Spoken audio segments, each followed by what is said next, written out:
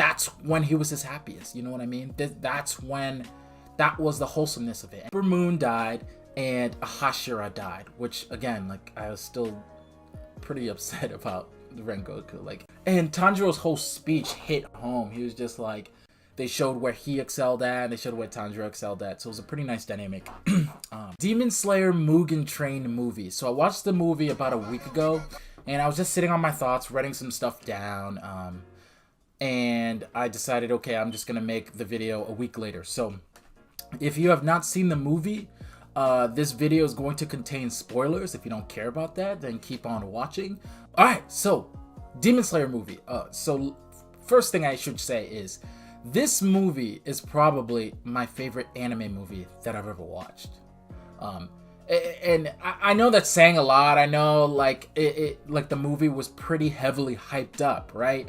But this movie was good. This movie was real good. Like, it's up there. I mean, you know, you can't compare it in the same sense that you talk about like a Spirited Away or a Princess Momonosuke or anything like that. But it's different when it's from an anime that you watch, you know what I mean? Like, those movies are very standalone, and this is standalone in a sense. Like, you could probably, and no, actually it's not really.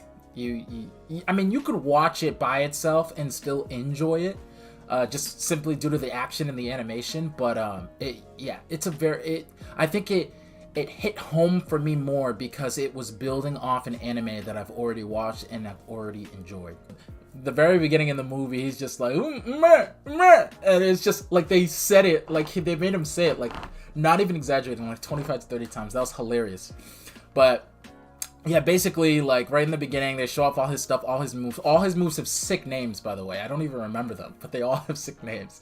And his final move, literally named after himself, hilarious. But also hype. He's abducting people, putting people to sleep. He's like a dream. He's got like a dream power. So basically, they were all in a dream, and they're all dreaming it up, and then Tanjiro breaks out because he figures out that he's in a dream, and that was some sad stuff, man. Like, when and his little brother ran after him, he was like, don't leave us, and then he falls in the snow. Oh my god, that was so fucking sad. I was like, oh shit, this is too much. He wanted to stay so bad. But yeah, he breaks out of the dream, and the way to break out of the dream is you have to kill yourself in the dream. And yeah, that whole thing was nuts when he was fighting him, and he, like, the guy kept putting him in the dream, and he kept slitting his throat, and he'd come out of the dream. I was like, what the hell? Oh my god. Yeah, so that whole thing was nuts, and he almost did it to himself while he wasn't in a dream, but, like, he got saved by Inosuke. By working together, they defeat the main enemy.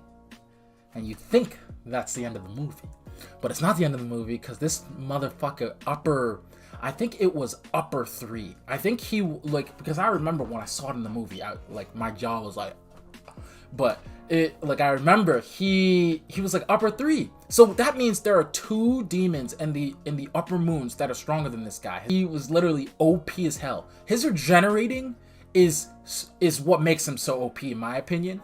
But I mean, he was sick hand to hand, but like, his regeneration was stupid.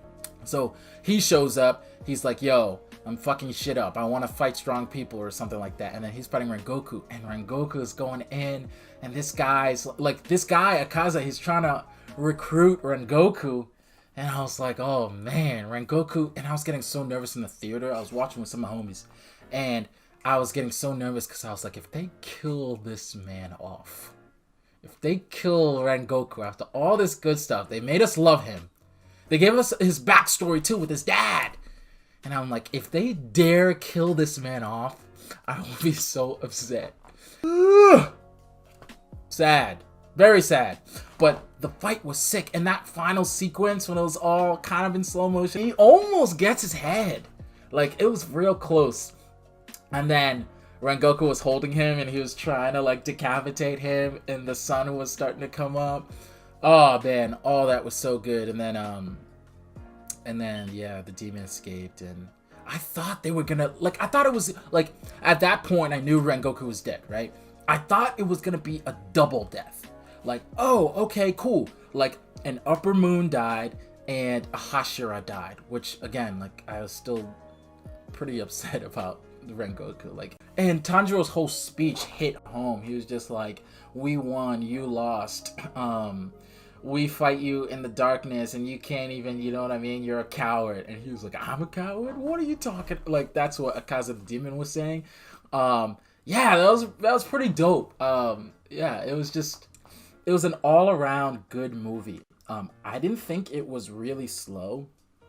One of my friends said it was a little slow during the dream part, which I can understand, right? Like, I can understand how someone would say that, because they were like, we spent a lot of time in the dreams. But I think it was necessary. I think it was a necessary amount of time. I think it was important to show, especially with Tanjiro's dream. I mean, with all the dreams, right? But especially with Tanjiro's dream, like, you know, he was living in some shack in the fucking woods with all his family, working nonstop and all that. But, like, that's when he was his happiest. You know what I mean? That was the wholesomeness of it. And they needed to emphasize that with showing him with his family, like, multiple interactions and stuff like that. So I didn't think they did it for too long. Again, like, I can understand how some people would think that, but, like, me personally, I didn't think it was too long. I think it was a perfect amount of time. I didn't think they went overboard with that. And then the action was just crazy. The animation was just so good, all around. You know, with Tanjiro, Zenitsu had one quick little turn up. We've seen a little bit of his moves, but we saw much more of them. You know what I mean?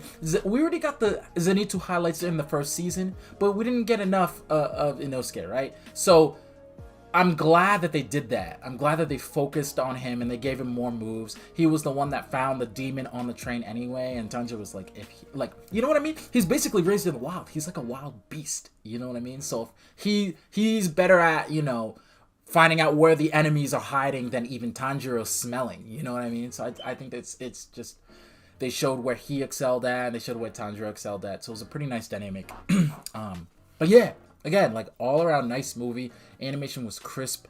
They killed my man Rengoku.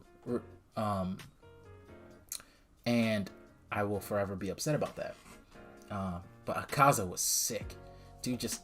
Dude's all, I don't remember any of his techniques, but I remember he was just, like, he's a sick looking demon. Like, animation, like, the design on him, he's easily the coolest looking demon. I need to drink water, I'm talking too much. Again, great movie. Great movie. I highly recommend it. It's easily my favorite anime movie, for sure.